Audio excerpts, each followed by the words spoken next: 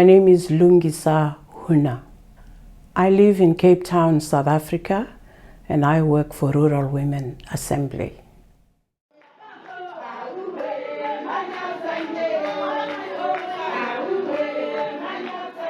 My dream for change is a world where women are put at the center of justice, and that women's role is acknowledged in what they do in their country and in the world. So our work involves rural women who are peasant farmers, women who are struggling to access land with water, livelihoods so that they can have livelihoods in terms of food sovereignty, seed sovereignty, and in defense of the commons, water, fishing rights, and so on. Yeah. My role is in the coordination of the work to do with the region, bringing all together these women and these countries together. There are country chapters, but also as a collective in the region is to build the voice of the woman. Recently, we just completed a study on seeds. Seeds which are very important in the lives of women. Many of the women, especially the older generation, who for many years have been seed savers, and they've heard seeds passed on to them by their four mothers, forefathers, as part of the heirloom. So we just did the study to get a better understanding of what seeds are getting extinct in the region and what do we have still in the region, and therefore how do we multiply moving forward in terms of the seeds that we have lost in the region. A lot of seeds have been lost. For example, in South Africa, which is a country that I come from, we have lost a lot of seeds, and I think through the region we've kind of reconnected with the seeds through the sharing of seeds, understanding what still is, for example, in countries like Malawi or Zambia or Zimbabwe. The variety of maize, for example, it's about 18 varieties of maize. In South Africa, we lost it. We only have one variety. I think climate is a big issue. It's one of the biggest threats to humanity.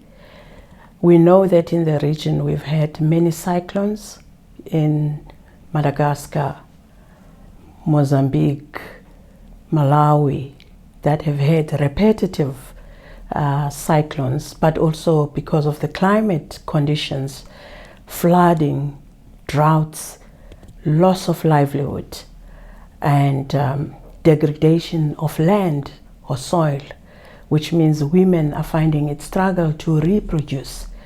Some of them lost all their seeds because of the cyclones. And these are important things for the livelihoods of women. Many of the women are farmers. They are small-scale producers, and their livelihood depends on the farming activities. And they find themselves in a precarious situation where they cannot take care of their families, they cannot feed themselves. And also I think many of the challenges that generally, without the climate issue, women bear the brunt of working the land.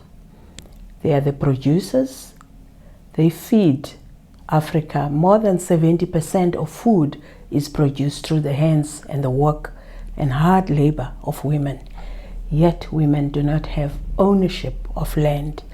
The tenure rights are very dependent on the spouse, on the man, on the family, yet the women have a lot to lose.